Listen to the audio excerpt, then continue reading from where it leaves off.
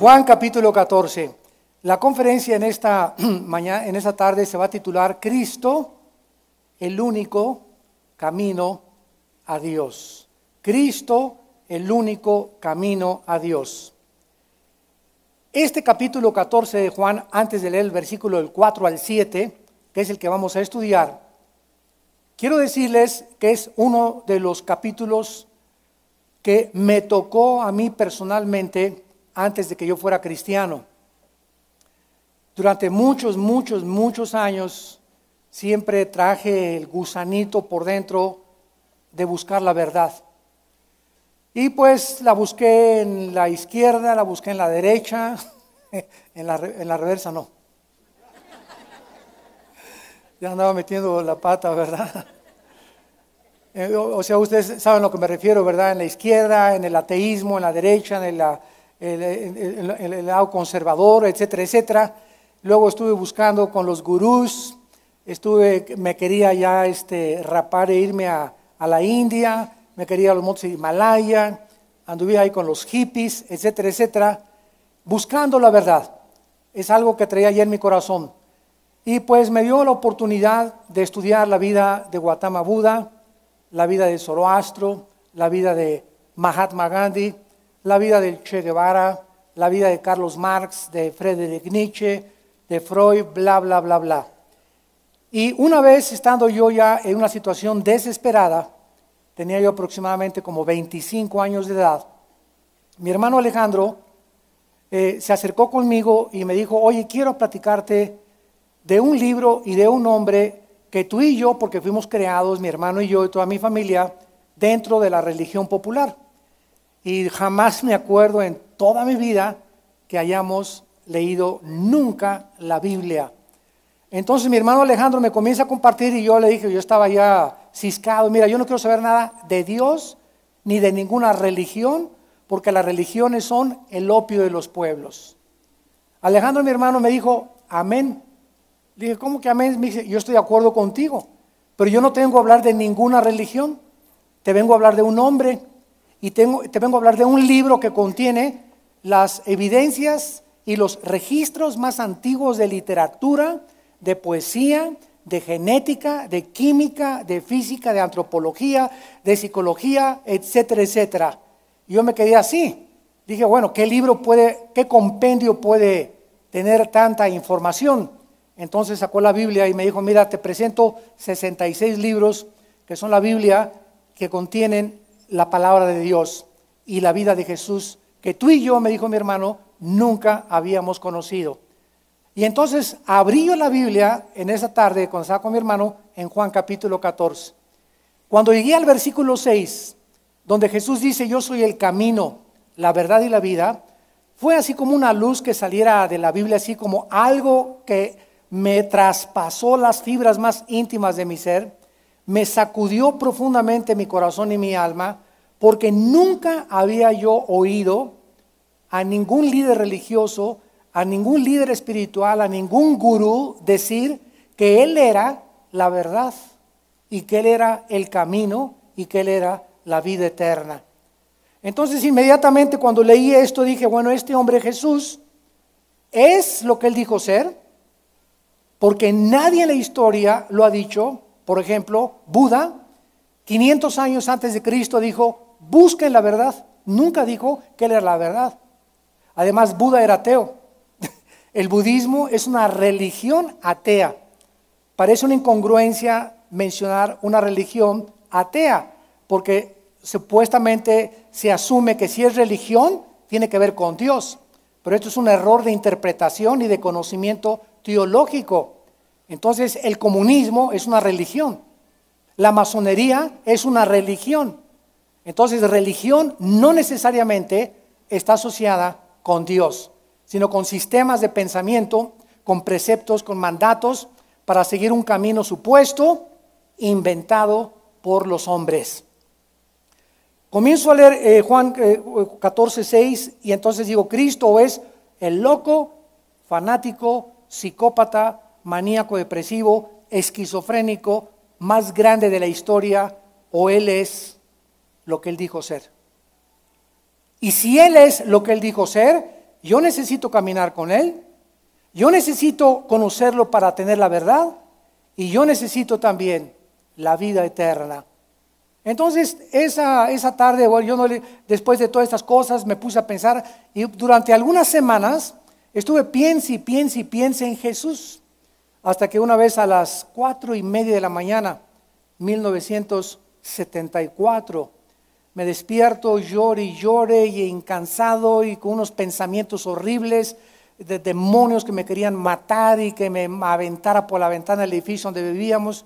Ahí vivíamos con mi mamá en la colonia Nápoles, vivíamos aquí en México, y le hablé a mi hermano Alejandro, le dije, por favor ven por mí, porque necesito ayuda. Y estaba yo sude, y en ese momento me llevó con el misionero Emilio Anderuz, ahí en la colonia Nápoles, en 1974, donde a las 5 de la mañana me abrió la puerta, me sentó enfrente de su oficina y me comenzó a enseñar la Biblia.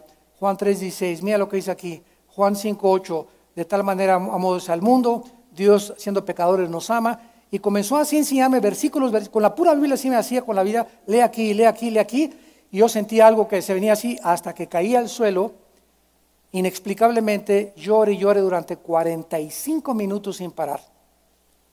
Dios estaba tocando mi vida de una forma impresionante, mis pecados los veía así como una carga, como una mochila grandísima, y ese momento, ¿verdad? En febrero de 1974 le entregué mi vida definitiva e incondicionalmente al Hijo de Dios, a Jesucristo. Y desde esa fecha hasta nuestros días, ¿verdad?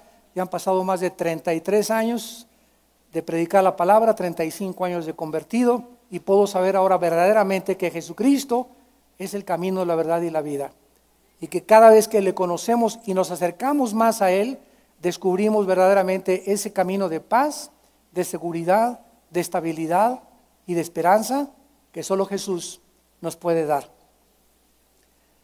En Juan 14, versículos del 4 al 7, Jesús ya les había explicado a los discípulos que ya se iba. Los discípulos comenzaron a perturbarse. ¿Cómo que te vas? ¿A dónde te vas? Si creíamos que tú eras el Mesías, y de acuerdo a las profecías de la Biblia, tú vienes a establecer el reino de Dios, y de acuerdo a los profetas de la Biblia, nos vas a librar del yugo de Roma, y vamos a vencer a los romanos, porque el Mesías, de acuerdo al Antiguo Testamento, nos daría la libertad y establecería un reino milenial en este mundo. Y de repente, con todas estas presuposiciones equivocadas que los discípulos tenían, lo vamos a comparar a nosotros también, de las profecías bíblicas, Jesús les da un mensaje opuesto a lo que ellos habían asumido. Esta es la razón por la cual Judas, cuando sabe realmente de que Cristo no iba a establecer su reino, en ese momento Judas decide venderlo por 30 monedas de plata. Como muchos de ustedes que nos escuchan a través de la televisión y a través de todas las naciones, que realmente van a la iglesia y vienen a la iglesia con motivos equivocados. Y cuando viene la adversidad, cuando vienen las pruebas, reniegan de Cristo, se apartan de Cristo, se convierten en enemigos de la cruz, porque nunca fueron salvos. Salieron de nosotros, pero nunca fueron de nosotros. Y salieron para que se manifestara que no todos son de nosotros. 1 Juan capítulo 2. Entonces Cristo les comienza a decir, ya me voy, y los discípulos comienzan a inquietarse, a perturbarse, a confundirse. ¿Cómo? ¿A dónde te vas? ¿A dónde te vas? Entonces Jesús les dice, no se turbe vuestro corazón. Si creen en Dios, crean también en mí. En la casa de mi Padre voy a preparar lugar para ustedes y vendré por ustedes, y entonces os tomaré a mí mismo para que donde yo estoy, ustedes también estén. Entonces, por variar, Tomás, el escéptico de todos los discípulos, le dice a Cristo, no sabemos el camino. Sin embargo, Cristo ya les había dicho precisamente a dónde iba. Rápidamente vean, por ejemplo, Juan capítulo 7, versículo 33 y 34, que ya Jesús les había dicho acerca del camino. Dice Juan 7:33, entonces Jesús, todavía un poco de tiempo estaré con nosotros e iré al que me envió. O sea, Jesús ya les estaba diciendo desde antes, ¿qué cosa? Que se iba a ir ¿a dónde? Que iba a regresar al Padre, que iba al cielo. Él bajó del cielo e iba a regresar a su Padre. Me buscarán, versículo 34, y no me hallarán. Y a donde yo estaré, ustedes no podrán venir. Entonces los discípulos todavía tenían la mente carnal. Oye, ¿se va a ir a otro país? Entonces, ¿para qué durante 3 años nos discipuló? ¿Para qué nos enseñó? Y todo este tipo de dudas comenzaron a invadir la mente de los discípulos. Capítulo 8 de Juan, versículo 14. Respondió Jesús y les dijo, aunque yo doy testimonio acerca de mí mismo, mi testimonio es verdadero, porque sé de dónde he venido y a dónde voy. Ellos ya habían creído que venía del Padre, entonces ya era claro que sabían que iba a regresar al Padre. Juan capítulo 16, versículo 5.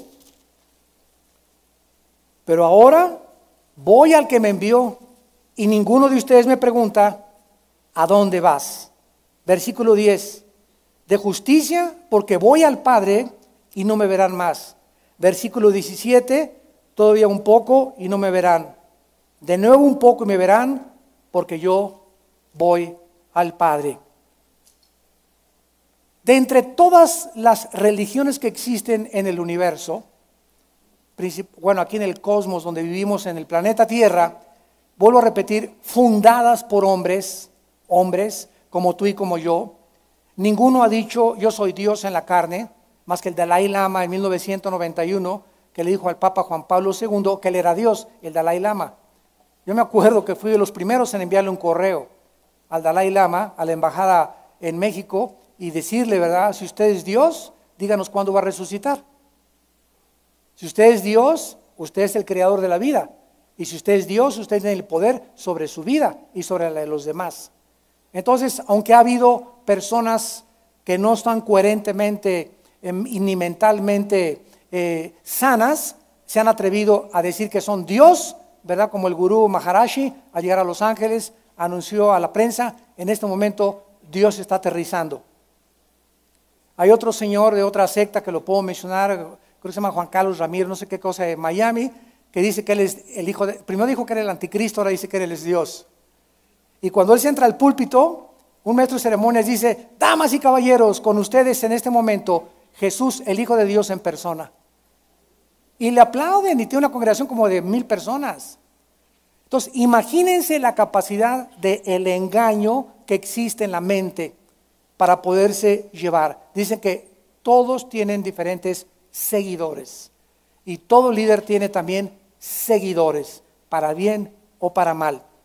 Entonces, de entre todo este cúmulo de yo soy Jesús o yo soy el Cristo o yo soy el Mesías, etcétera, etcétera, viene un hombre que es el que bajó del cielo hace 2000 años y murió en la cruz por nosotros, para decirnos que Él era la verdad. En Juan capítulo 13, o sea en el versículo anterior, ya Jesucristo les había dicho en el versículo 33, antes del 14, Juan 13, 33, hijitos, aún estaré con ustedes un poco, me buscarán, pero como dije a los judíos, así les digo ahora a ustedes, a donde yo voy, ustedes no pueden ir. En esto conocerán mis discípulos si tuvieran amor los unos por los otros. Entonces, ¿por qué Tomás, después de 3 años de andar con Cristo, se acerca y le dice, no sabemos dónde vas? ¿Cuál es el camino?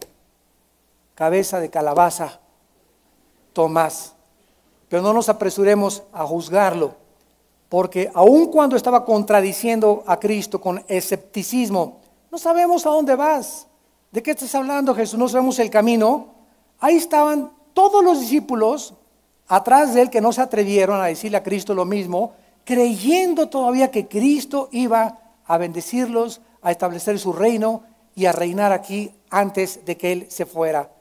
Y este era su problema, no querían entender ni aceptar la verdad, porque solamente todavía ahí los discípulos creían que Cristo era el libertador político del imperio romano.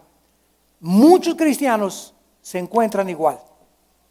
Por eso dije, no nos apresuremos a juzgar a los discípulos, porque hay muchos cristianos ahorita sumidos en el escepticismo. ¿Qué voy a hacer? Perdí el trabajo. ¿Cómo que qué vas a hacer, cabeza de chorlito? Tú eres cristiano y estás diciendo, ¿qué voy a hacer ahora sin mi novio? ¿Qué voy a hacer ahora sin mi esposa? ¿Qué voy a hacer sin el seguro social? ¿Qué voy a hacer si sube la gasolina?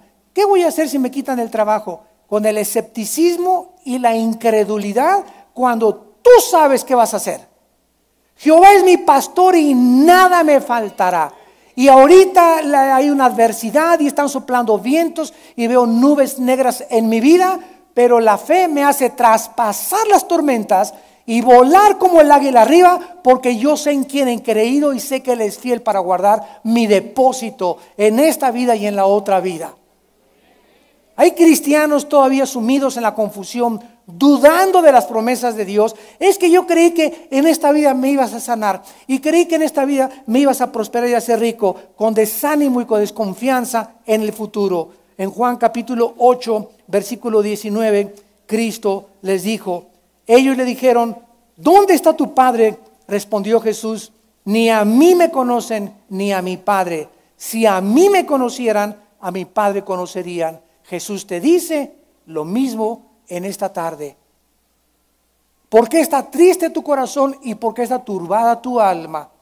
Realmente tú dices que me conoces, conocerías a mi Padre. Pero ¿sabes una cosa? Por la forma como estás hablando, por la forma como estás reaccionando a las circunstancias, sin trabajo, abandono de un novio, una novia, problemas, por la forma como estás reaccionando, me dice Dios, que en tu corazón no me conoces. No has confiado en mí. No hay esa ancla del alma que te mantiene en medio de la turbación y de la tormenta firme. Mi barca no se va a hundir. Es lo que Cristo les enseñó en el mar de Galilea cuando se estaba hundiendo la barca. ¿Se acuerdan? Cristo dormido totalmente, ¡prum! Los rayos, el viento y la barca se comienza a hacer. Cristo dormido. Y se acercan, Señor, despiértate que perecemos. Todavía están más justificados. O sea, los discípulos estaban comenzando en el ministerio con Cristo, pero ya era suficiente para que ellos supieran cómo Cristo los iba a dejar ahogar. Entonces, ¿cuántos de ustedes ya les llega aquí el cuello? Yo me pregunto, ¿qué hubiera pasado si la barca hubiera comenzado a hundirse? ¿Qué hubiera pasado? Pues si se comienza a hundir, Cristo se comienza a hundir con ellos, ¿no? Y si la barca se hunde, estarían ellos así en el mar, y hasta aquí, hubiera dejado Cristo que les llegara hasta aquí el agua para rescatarlos. Pero sin embargo, no dejó ni que les llegara a los pies el agua. Se levantó Cristo y les dijo, ¿dónde está su fe? ¿Por qué crees que te vas a ahogar? ¿Crees que te voy a dejar morir? ¿Crees que voy a dejar que tus problemas te ahoguen? ¿Crees que en esta vida yo he vencido al mundo? Entonces, tú estás viviendo conmigo en tu corazón. No tengas miedo de los hombres, no tengas miedo de las circunstancias, no tengas miedo del futuro. El futuro, aprende lo que aprendiste del futuro. Si el futuro es amenazador, déjalo. Si el pasado aprendiste, vive el presente. Jehová es mi pastor, yo soy el que soy, dice el Señor. No podemos nosotros vivir de esta manera. Dice la Biblia en Hebreos capítulo 2, que cuando los judíos comenzaron a dudar también después de la muerte de Cristo, que Él era el Mesías, el escritor a los Hebreos, capítulo 2, les dijo, es necesario que con más diligencia atendamos las cosas que hemos oído, no sea que nos deslicemos. Y esta palabra deslizarse, para reuro en el griego, es la palabra que se usa cuando un barco llega al muelle y lo amarran a unos postes para que el barco ya no se aleje del muelle y ahí se quede anclado en el muelle. Y cuando se quitan las amarras, entonces se desliza el barco hacia el mar. Entonces dice la Biblia que si nosotros no nos amarramos a este libro que es la Biblia y no atendemos y abrimos los oídos a la Biblia y a la palabra de Dios, nos vamos a desamarrar de la Biblia y el mundo y la corriente del mundo nos va a arrastrar. Cuídense que vuestros corazones no se llenen de glotonería y de borracheras y de los afanes de la vida y venga ese día como ladrón sobre ustedes. Tenemos que tener cuidado, no sea que nos deslizamos. Es facilísimo que nos arrastre el mundo. Bastan 2 películas que veas pornográficas o de asesinatos o del rito o de endemoniados, etcétera, etcétera, para que entren a tu mente y comiencen a debilitar tu fe. Que comiences a creer que así es el sexo, que así es el matrimonio, que así es el triunfo del amor, que así es la televisión, que ese galán te va a tocar a ti, que esa muchacha tiene que ser así, que todos los hombres tienen que ser así, y todo es un camuflaje, un oasis pintado que no existe más que en el cine y en la televisión. Ayer veía yo un noticiero que decía que el 95% de las parejas que ves en las telenovelas y en la televisión, etcétera, etcétera, por lo menos cuando pasan 10 años se han casado 5 veces. Y anduvieron con este en el 90, en el 93 tienen otro, en el 98 tienen otro, en el 2000 tienen otro, igual las mujeres, igual los hombres. Nunca son felices por más guapos y por más bonitas que sean. Porque separados de mí, dijo Jesús, nada podréis hacer. El mundo nos ofrece una telenovela que no existe y que te hace a ti inclusive chillar.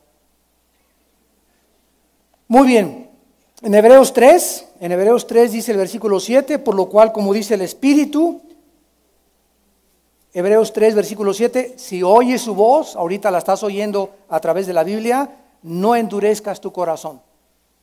Ahorita tú estás oyendo la palabra de Dios. Dios te está hablando a tu corazón, no te endurezcas con lo que tú estás oyendo. Ten cuidado de ti y de la doctrina, de lo que te enseñan tus pastores, de lo que te enseñan tus maestros, de lo que te enseñan tus padres. Ten cuidado, abre tus oídos, guárdalo en tu corazón, no te olvides de mi ley, atiende mis mandamientos, no se aparten de ti la misericordia ni la verdad.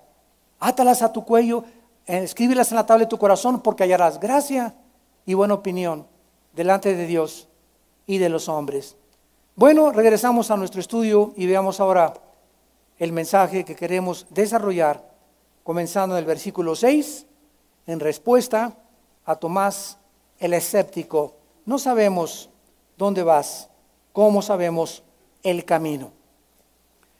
Jesús le dijo, yo soy Yahweh.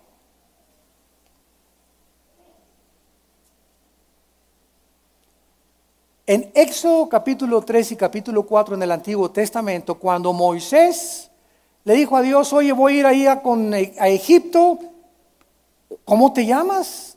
¿Cuál es tu nombre, Dios? Entonces Dios le dijo el famoso tetagrama, Yahweh, que son letras sin vocales. Por eso los judíos no se atreven a decir Dios. Ponen os, no ponen Dios, dicen que es demasiado santo para pronunciar el nombre de Dios y lo cambiaron por Adonai, que significa el Señor. Pero ellos no dicen Dios, dicen Adonai o Hashem o Hashem, el nombre de Dios. Dicen Baruch Hashem, Adonai Elohim, adorado sea el Señor.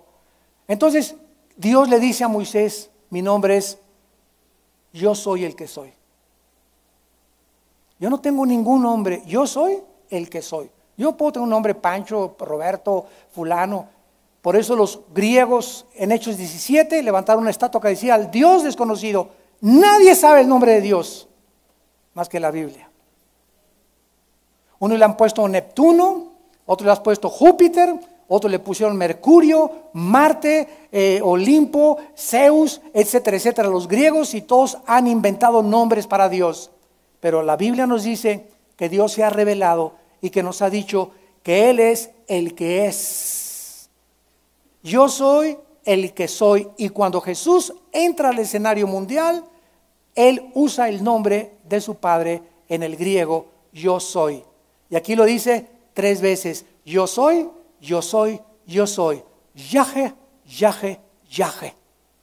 Traducido del hebreo en la transliteración del hebreo al griego, cuando se tradujo la versión de la Septuaginta. Comienza Jesús diciéndoles, yo soy el camino. Esta es santos de Dios, una de las declaraciones más radicales y asombrosas que Jesús dijo. Él había dicho, yo y el Padre somos uno. Y Él había dicho, el que me ha visto a mí, ha visto a Dios. Y ahora Jesús dice, yo soy el camino, la verdad y la vida. En primer lugar, existe una grande diferencia. Veamos en primer lugar el camino. Entre alguien que te dice, ese es el camino, síguelo. Pues mira, sigue el camino de esta religión o sigue el camino. Y otra cosa es decir, sígueme a mí. Yo te voy a llevar al final de la vida. Nadie se ha atrevido a hacer esto. El Dalai Lama, aunque dijo que él era Dios, nunca se ha atrevido a decir, ¿verdad? Síganme a mí, yo tengo la solución y la fórmula para la vida. La persona que guía a alguien a su destino se convierte, lógico, él mismo en el camino. Jesús no solo señala y nos dice, pórtense bien, caminen en la vida, sino que Jesús nos dice, agárrate de mi mano y no te sueltes, porque yo soy el camino. En otras palabras, yo no te vengo solamente a decir, ese es el camino, sino yo soy el camino, yo soy el camino, agárrate de mí. Si caminas conmigo, llegas a tu meta. Si te sueltas de mí, pierdes el camino, porque yo soy el camino. Y el camino está escrito en la palabra de Dios. Jesús no solo señala cómo caminar a través de la vida y cómo acercarse a Dios, sino que Él personalmente nos dice que solo con Él llegamos al final. ¿Qué necesito para llegar al final con Cristo? Todos los días tener comunión con Él. Todos los días. 1 Corintios 1:9, fiel es Dios que nos llamó a la comunión con su Hijo Jesucristo. 1 Juan capítulo 1, y este es el testimonio que nos ha dado vida eterna, y este es el testimonio que les anunciamos para que tengamos comunión unos con otros, y nuestra comunión verdaderamente es con el Padre y con su Hijo Jesucristo. En Hebreos capítulo 10, versículos 19 al 20, dice la Biblia, Hebreos 10, 19. Así que, hermanos, teniendo libertad para entrar en el lugar santísimo por la sangre de Cristo, lean con cuidado el versículo 20, por el camino nuevo, o sea que antes de Cristo, el camino era Dios a través de los sacrificios, y se les decía a los hebreos, hagan esto, no hagan aquello, aquí está la ley. Pero habiendo aparecido Jesucristo en persona, Dios en la carne, me dice Dios, ahora yo soy el que los símbolos, las fiestas, los tipos, el Shabbat y todo el Antiguo Testamento hablaba de mí. Ahora que yo aparezco en persona, en vivo y a todo color, todo el Antiguo Testamento, los tipos, los símbolos, etcétera, etcétera, han dejado de ser. No estoy aboliendo la ley, simplemente que ahora todo tiene su cumplimiento en mí. Colosenses 2, 16 y 17. Por tanto, ahora ya nadie te juzgue si celebras la Navidad, ya nadie te juzgue si celebras el domingo, ya nadie te juzgue si comes carne o no comes carne, si eres vegetariano o no eres vegetariano, si celebras el sábado o celebras el domingo o el lunes, el martes, dice Colosenses 2:16, porque todos eran las leyes. Ahora nadie los juzga en cuanto a comida, ni días de fiesta, ni luna nueva, porque tú eran sombras. Ahora en Cristo, tú eres cristiano, el domingo trabajas en el hotel Sheraton, entonces no puedes venir el domingo a trabajar y voy a pecar. No, tú tienes que trabajar y vas a trabajar el domingo en el hotel. Entonces el lunes para ti es tu día, tu Shabbat. Y Dios no está enojado contigo porque Él sabe que tienes que llevar la comida a tu casa. No tiene que ser el domingo porque la mayoría descansamos.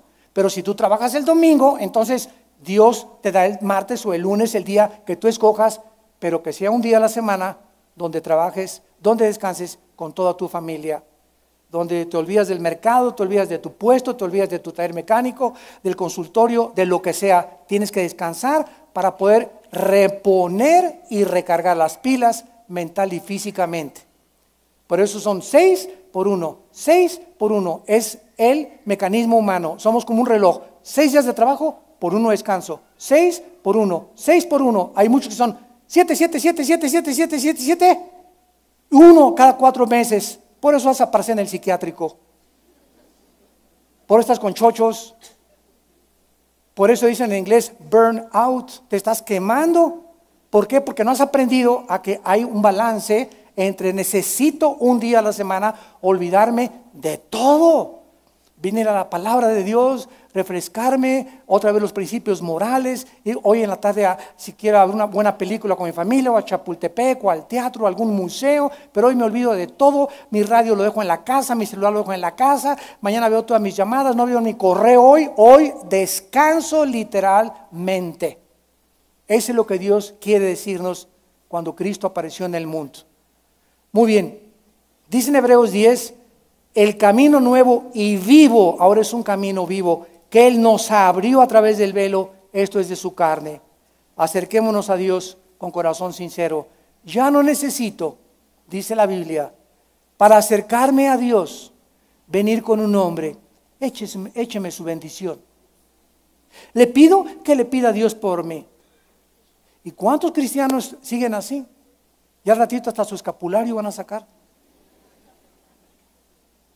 Ya no necesitas, tú puedes decir, ore por mi familia, ore por el matrimonio, todo eso, absolutamente. Pero ¿cuántos siguen creyendo que si el pastor ora por ti, ya vas a tener trabajo? Ore por mí porque no tengo trabajo, ¿verdad? Mira, ahí hay un buzón de oración allá al final del pasillo.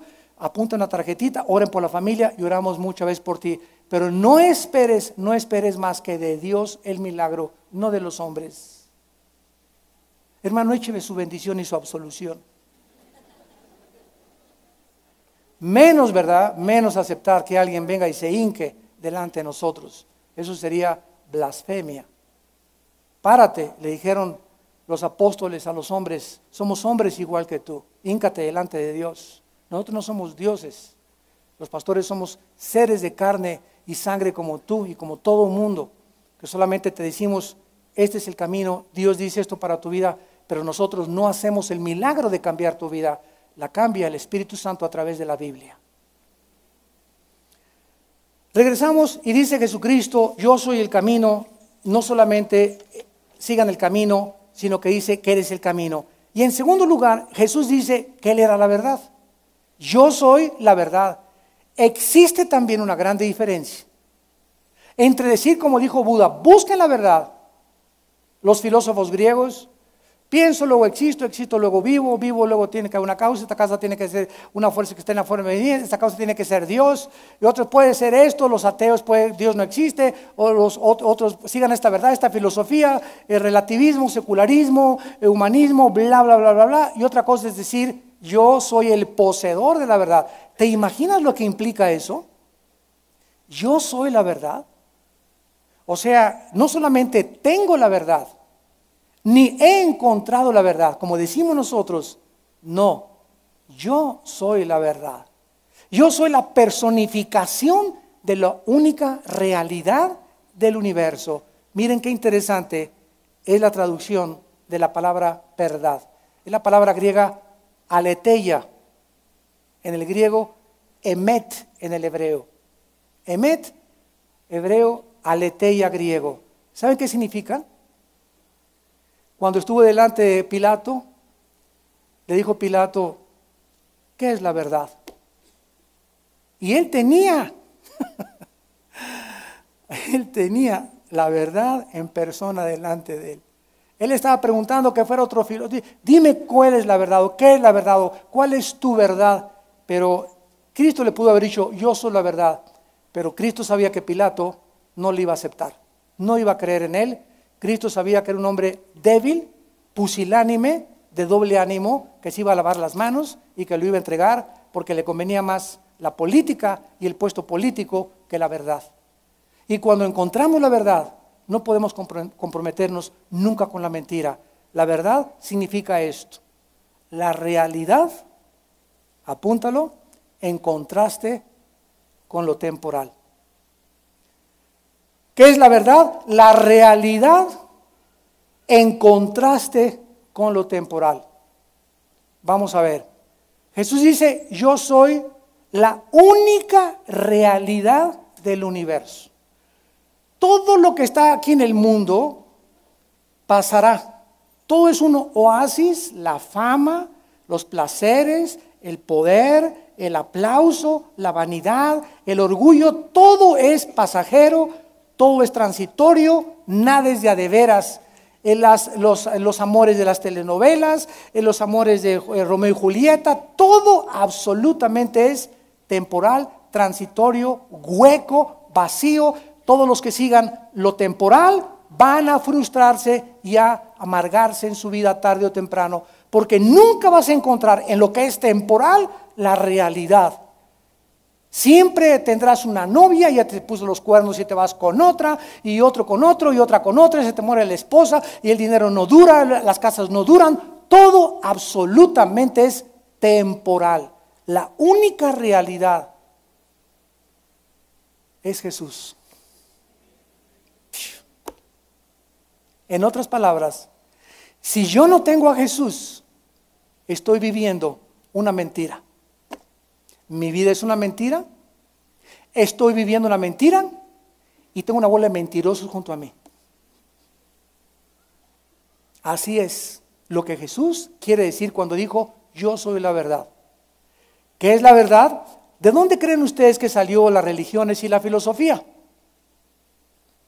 ¿Qué es la filosofía? La palabra philos, sophos, que significa amor a los pensamientos o amor a la sabiduría. Entonces todos ustedes y los que nos ven por la televisión, cristianos o no cristianos, todos somos filósofos porque todos tenemos un concepto de la vida. No, pues yo pienso en la vida del amor libre, yo creo en los matrimonios gay, yo creo en esto. Cualquier pensamiento que tú tengas es tu filosofía. Y todos de alguna forma, por buscar la verdad, surgieron los filósofos.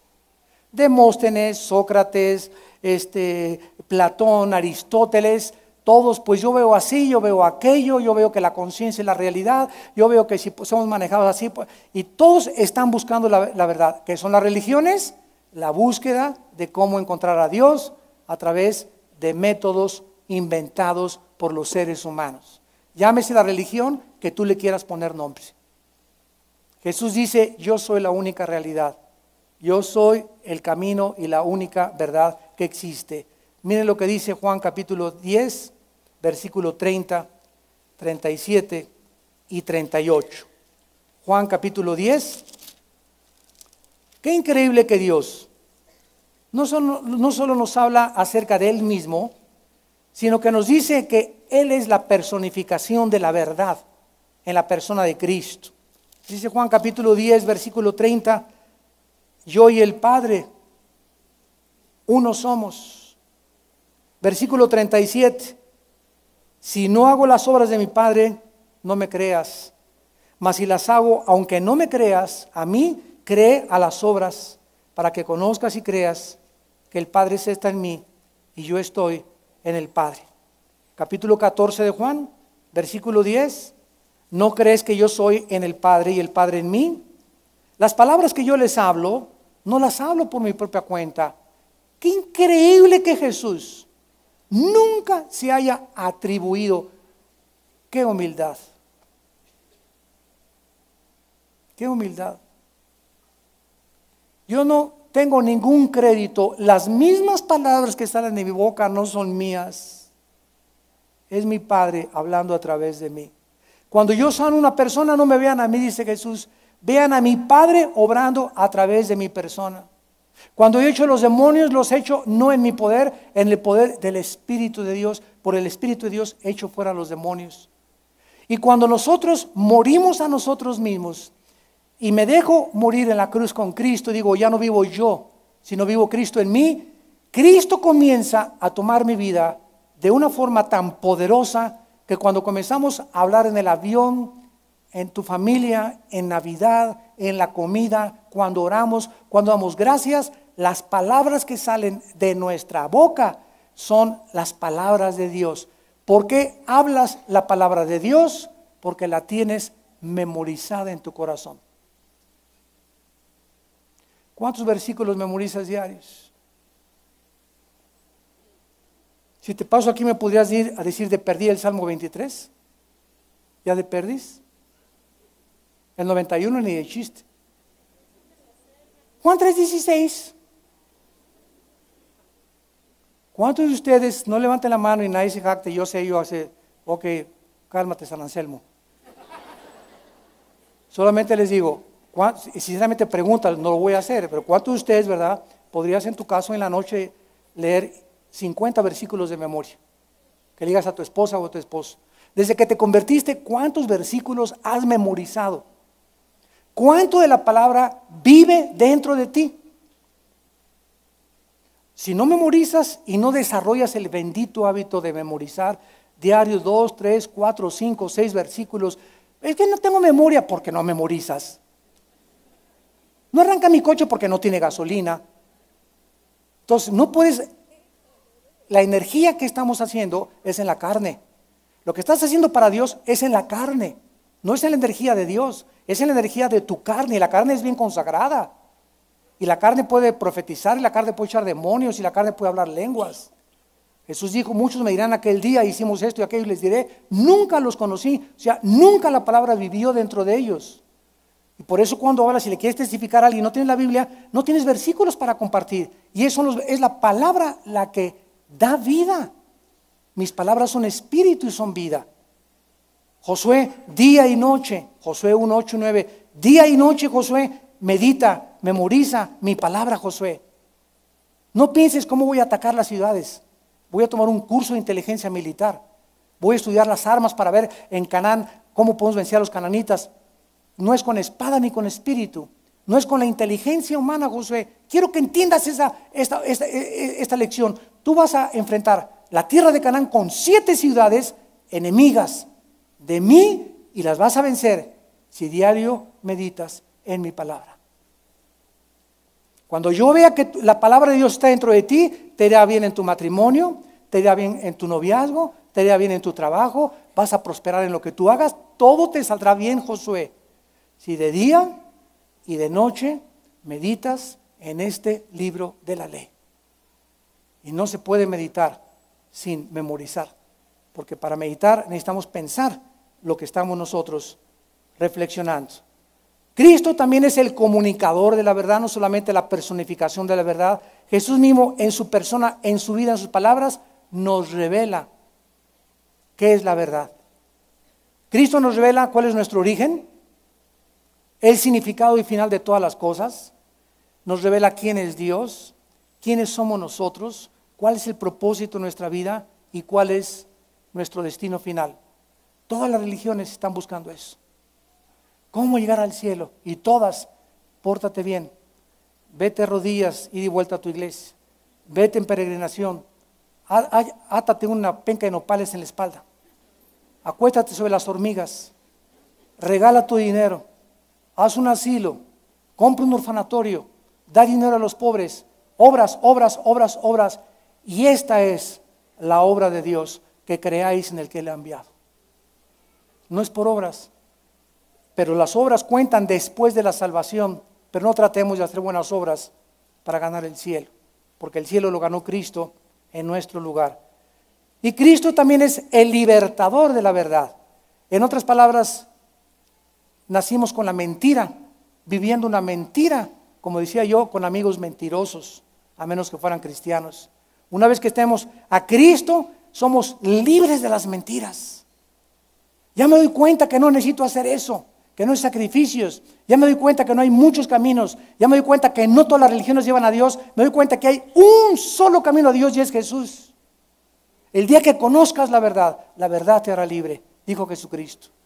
La verdad nos libra de ataduras, de prejuicios, de legalismos, de la religiosidad. Como hay una hermana que a veces manda correos y me pone: con toda humildad y la misericordia de fulana de tal, María Anselma de los Campos Verdes, humilde sierva de Jesucristo, de los santos, de los ángeles, bla, bla, bla, bla. Y me pone una firma, ahí la hermanita pobre, me reservo su nombre, como 15 nombres se pone, o sea, le ganó a Santa Rita de Casia. ¿Qué es eso? Religiosidad. Pone, hermana Rita Méndez, ya, con eso, no le pongas ahí, y adoradora de esto, y el otro, y sierva de Dios, y guerrera por los siglos de los siglos, y hasta que Jesús venga, moriré con él, hermano. Esa es religiosidad. Y hay mucha gente así en las iglesias religiosas. Jesús me dijo, sí. Y en tercer lugar, y finalmente, Jesús es la vida. Existe una enorme diferencia entre la ciencia, que no sabe cuándo comienza la vida. Por eso los médicos no pueden dictaminar cuándo es un aborto y cuándo no debe abortarse. ¿Qué a las 3 semanas? ¿Qué a las 2 semanas? ¿Qué a los 2 meses? ¿Qué a los 3 meses? ¿Quién podría científicamente decir cuándo comienza la vida en el vientre de una mujer humana? ¿Quién lo puede decir? Esto no se puede medir científicamente. Y por eso nosotros no podemos estar a favor del aborto. Porque de acuerdo a la Biblia, Salmo 139, dice que la vida comienza en el estado embrionario. En el momento en que el esperma de mi padre ovuló el huevo de mi madre, se produjo el cigote. En el momento de la fecundación, ahí comienza la vida humana, de acuerdo a Dios. A los 3 días es un crimen, a las 24 horas es un crimen, porque somos humanos en el momento del estado embrionario. Y en ese momento se recibe, se transmite el alma. El alma. El alma se transmite a través de la sangre. No la recibimos de parte de Dios. Porque si el alma la recibiéramos de parte de Dios en el momento de la fecundación, Dios sería culpable porque nacemos con un alma pecaminosa. Dios es el encargado de poner el espíritu cuando nosotros recibimos a Cristo. El alma, dice Levítico 17:11, se encuentra en la sangre. Y cuando se transmite la sangre del varón a el lóbulo de la mujer, el varón transmite el alma humana. Cuando María fue embarazada por el Espíritu Santo, José no podía tener relaciones con María ni ovular el huevo de María porque le hubiera transmitido un alma pecaminosa, le hubiera transmitido la maldición con la cual nacimos. El hombre no tenía que tener parte ni derecho con el esperma en el nacimiento de Cristo. El esperma lo tenía que poner Dios. El Espíritu Santo engendrará, Él te cubrirá y el santo ser será llamado hijo, no de José, hijo del Altísimo. No de César, que también le dicen el Altísimo por sus 2 metros de estatura. Entonces, qué interesante todo esto, ¿verdad? Que nos damos cuenta que ahí comienza la vida humana. Y cuando Jesús dice que Él es la vida, como dice David en el Salmo 139, mi embrión vieron tus ojos. Sígame con cuidado, se les van a fundir los fusibles. Dice en el Salmo 139, mi embrión vieron tus ojos. ¿Se forman los ojos en el estado embrionario? ¿Estaba David hablando una mentira? ¿Qué quiere decir esa frase? mi embrión vieron tus ojos. ¿Saben qué significa esto? Que en el momento en el que nosotros recibimos la vida y el alma humana, como dice la palabra de Dios, en ese momento, de alguna forma, somos impresionados porque fuimos creados a la imagen y semejanza de Dios. Y desde que nacemos en el vientre de nuestra madre hasta que nacemos aquí a la vida física, todos los seres humanos nacen con la presencia y el sentimiento de que Dios existe. Dice Romanos 1, porque habiendo conocido a Dios, no le glorificaron como a Dios. Oye, yo no conozco la Biblia, yo no conozco a Dios. Los cielos cuentan la gloria de Dios y el firmamento la obra de sus manos. Y la creación y el diseño y la inteligencia nos hablan de que hay un Dios. Los salvajes no van a ser juzgados como nosotros. Los indios, los aztecas, nunca leyeron la Biblia, nunca tuvieron a Cristo. ¿Cómo van a ser juzgados los salvajes? Romanos 2, del 11 al 15, por su conciencia, por la presencia que Dios puso en ellos desde que nacieron. Nacemos todos, como dice Eclesiastés capítulo 3, con la eternidad dentro de nosotros. Los indios sabían que había algo más para allá, adoraban el sol. Los egipcios le ponían comida a sus muertos. Algo les decía que las momias iban a seguir viviendo en algún tiempo. Todos llevamos la eternidad dentro de nuestra alma, que nos es transmitida en el momento de la fecundación. Así que cuando Jesús dice que Él es la vida, nos está diciendo que Él es la persona que apareció hace 2000 años. Él es la causa de los mosquitos, de las moscas, de la vida biológica, la vida animada, de los hombres, de todo lo que tenga vida biológica o espiritual animal, es Cristo. Y a Él lo crucificaron. Querían matar a la vida. Querían crucificar y quitarle la vida al que dijo: yo soy la vida y la resurrección. Qué tontería, ¿verdad? Si el diablo hubiera tomado unas clases de teología y hubiera ido a algún seminario a prepararse un poquito mejor, como dice 1 Corintios capítulo 2, si los príncipes de este siglo hubieran sabido que iban a quitar la vida al Rey de la Gloria, nunca lo hubieran crucificado. Entonces el diablo no es omnisciente, no todo lo sabe, su conocimiento es limitado, lo mismo que el de nosotros. Solo Cristo es Dios. Y terminamos cuando Jesús dice: nadie viene al Padre sino por mí. Otra vez, Jesús les repite: voy al Padre. Esta declaración tan radical es el tema de discusión en todos los debates en la televisión, en los cines, en las religiones, en las reuniones y mesas redondas que yo he tenido con gurús, de otros ateos, agnósticos, escépticos, mormones, testigos de Jehová, llámale como tú quieras. Siempre me han tachado de intolerante. ¿Cómo se atreve usted, señor Aldushna, a decir que usted tiene la verdad? Yo no digo que tengo la verdad, ¿verdad? Yo digo que Jesús es la verdad y que Él es el único camino. Y se enojan porque hay un solo camino. El mundo quiere que haya muchos. Y cuando yo digo Jesús es el camino, todos están mal. Porque todos los que están en esa mesa redonda, todos, de acuerdo a sus religiones, ellos creen que van por el buen camino. Pero ¿sabe una cosa? Acabo hablándoles filosóficamente y les digo: cierro la Biblia, apelemos a la lógica elemental.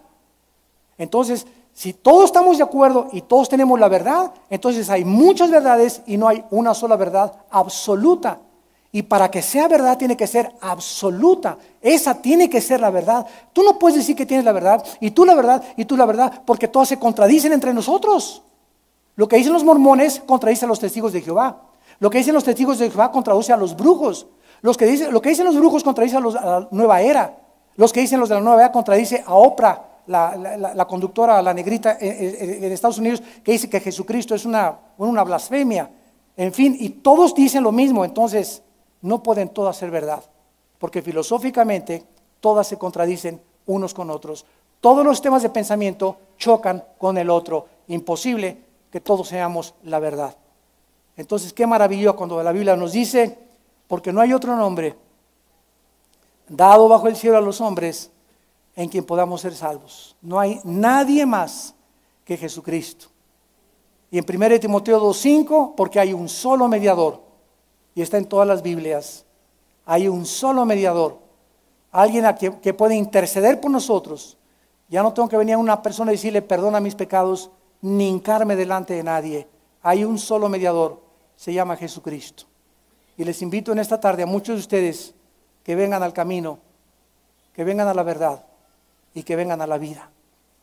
Y vas a conocer la verdad y vas a ser libre por primera vez en toda tu vida. Gracias por tu palabra, Señor.